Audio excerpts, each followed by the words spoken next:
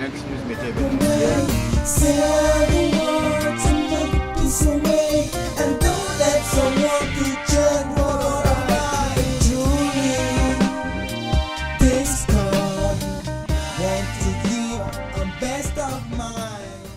En présence du docteur Paul Kananoura. L'Institut Mandela est un laboratoire d'idées, de promotion de la Renaissance africaine, mais aussi de l'émergence de l'Afrique. Il mène des réflexions fondamentales sur les questions de sécurité, sur la croissance économique, mais aussi sur l'africanisation de la démocratie, c'est-à-dire la gouvernance qui intègre la démocratie externe avec des réalités de nos pays, de nos peuples et de nos cultures. Est-ce que l'éducation, la santé, le logement, qui sont des thèmes assez difficiles aujourd'hui en Afrique, sont-ils pris en considération par l'Institut Mandela? Non, ça, ce sont des politiques publiques. Donc, ça n'entre pas dans le cadre de réflexion de l'Institut Mandela parce que nous réfléchissons sur les fondamentaux qui forment la nation. Et ça, ce sont des politiques publiques à l'intérieur de la nation qui sont intéressantes, mais qui sont dédiées à d'autres structures que la nôtre, qui est là comme une sorte de fil conducteur de la pensée africaine. Alors, quels sont les axes de recherche de l'Institut Mandela? Nous avons 6 axes de recherche. La plus importante, c'est le programme quinquennal SPDA, Sécurité, paix et développement en Afrique, par lequel s'inscrivent toutes les conférences sur les questions de sécurité, de stratégie, mais aussi le terrorisme.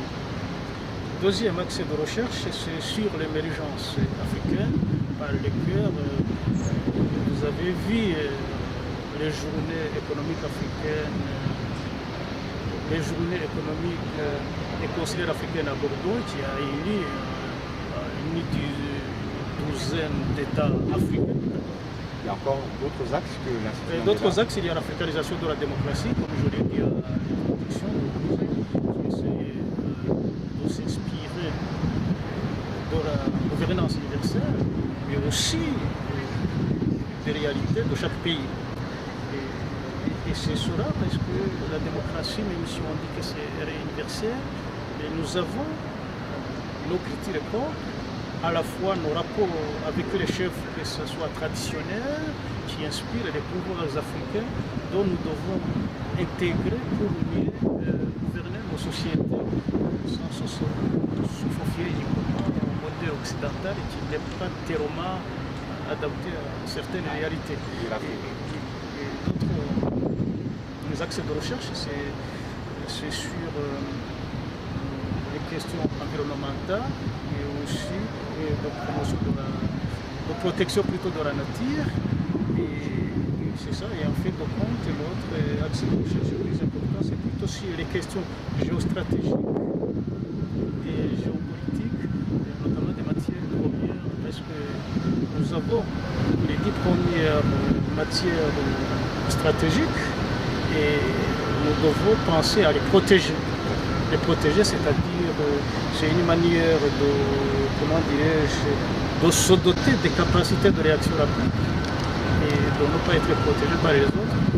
Face aux menaces de déstabilisation régionale de Boko Haram. Et cet après-midi, nous allons se pencher sur la sécurité en Afrique de l'Est et la piraterie maritime dans l'océan Indien. Donc c'est ça.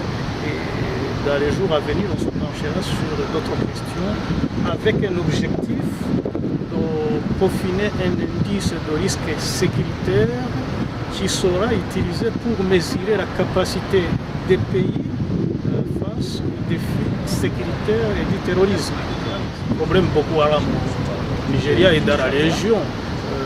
Heureusement que les nouvelles autorités commencent à prendre la question encore d'une manière sérieuse et que le Cameroun, le Tchad et le Niger ont mené des actions efficaces de destruction de certains foyers de Boko Haram, mais ce n'est pas encore suffisant, donc ça reste toujours une menace sérieuse dont il faut contenir et détruire. Est-ce que la communauté internationale peut-elle mener aussi, avant d'emmener la guerre au terrorisme, est-ce qu'on a essayé le dialogue, de rencontrer ces dirigeants de Boko Haram qui sont là, qui doivent protéger le peuple, parce que là il y a des filles, des garçons, des villages qui sont brûlés souvent, et les nouvelles ne cessent de venir là. Je pense qu'on ne peut pas négocier avec les terroristes. Il faut utiliser la manière forte pour les détruire. Est-ce que nous sommes capables? Je crois que non, pour le moment, les pays africains. C'est pour cela que la coopération internationale et dans la lutte antiterroriste doit être très efficace. Mais aujourd'hui, elle n'est pas au rendez-vous. En tout cas, merci pour ces questions. J'aimerais vous poser une dernière question, docteur. Donc, à partir de cette conférence ensemble, avec le panel d'intervenants que nous avons vu, qui était très impressionnant, avec des questions aussi du public assez poussées, et donc, je dirais que les intervenants ont répondu aux questions. Quelles sont les prochaines conférences? Est-ce qu'il y a d'autres actions que l'Institut Mandela nous réserve à travers votre mission, à travers vos actions et les axes de recherche dans lesquels vous êtes? Oui, dans le cadre de cette année du sucre sur la gouvernance sécuritaire en Afrique, là nous venons de faire 3 conférences. Il reste encore 3 conférences pour peaufiner cet indice que je vous ai parlé tout à l'heure. Là, on fera une conférence le mois prochain à Abidjan, en Côte d'Ivoire, sur les stratégies de sécurité et de développement en Afrique de l'Ouest comme enjeu de stabilité et d'émergence régionale. L'autre conférence, ce sera ici à Paris, deux conférences d'ailleurs à la rentrée. La sécurité maritime dans le golfe de Guinée. Hein. Oui, c'est ça. Et en fait, sur les États fragiles et la sécurisation des ressources stratégiques pour mesurer la capacité de résistance de nos pays face aux défis sécuritaires et du terrorisme. Il y a la croissance exceptionnelle, c'est bien, mais il faut d'abord protéger cette croissance. Et comme on le sait, il n'y a pas de développement sans sécurité et il n'y a pas de sécurité sans développement. Et comme nous voyons l'Afrique, il y a le risque sécuritaire et perturbateur à la fois pour le développement mais aussi pour l'émergence de l'Afrique. Parce que l'Afrique est divisée en 4 parties. Les 2 axes djihadistes, c'est-à-dire de la Mauritanie avec Akimi et ses satellites Moujaou et autre chose, jusqu'en Somalie avec les Chebab. Et l'autre partie, c'est plutôt Boko Haram au Nigeria jusqu'en Libye avec l'État islamique qui s'installe en force aujourd'hui. Donc vous voyez que l'Afrique est divisée en 4 parties. Et dans ces conditions, comment penser l'émergence régionale? Ce n'est pas possible. Parce que l'émergence doit être à la fois une dynamique globale avec les têtes de pot, comme on dit, les pays qui sont en avance, d'autres qui sont en moyenne, d'autres qui sont à la traîne, mais que tous émergent au même moment. C'est ça qu'on parle de l'émergence africaine.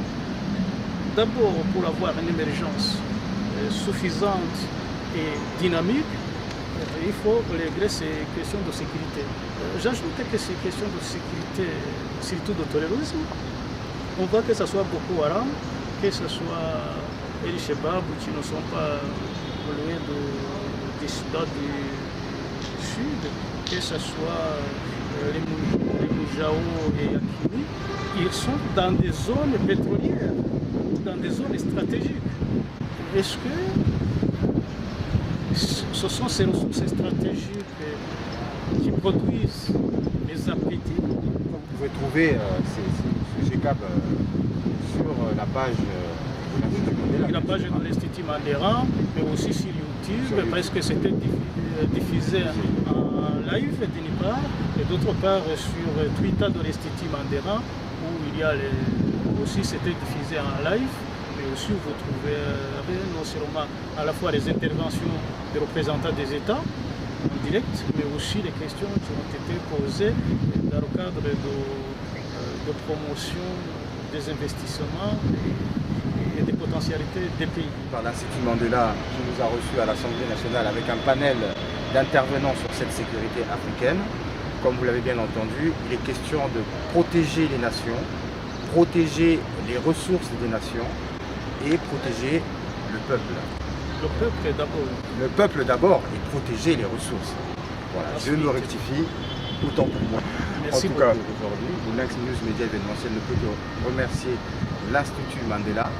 Et nous avons encore beaucoup de choses dans les jours ou dans les mois à venir à vous proposer parce que le docteur qui est là, il est motivé pour la vie. Merci. Merci.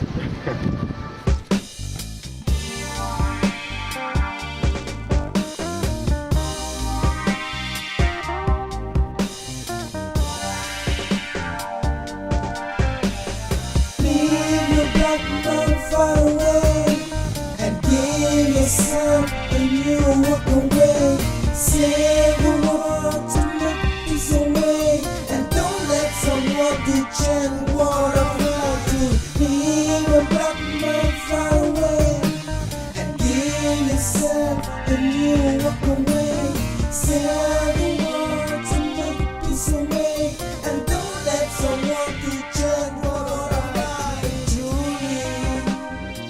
This God want to give a best of mine, but you never understand, never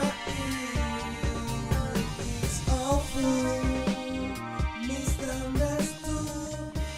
You like it like food or nuts, never be afraid, like metal.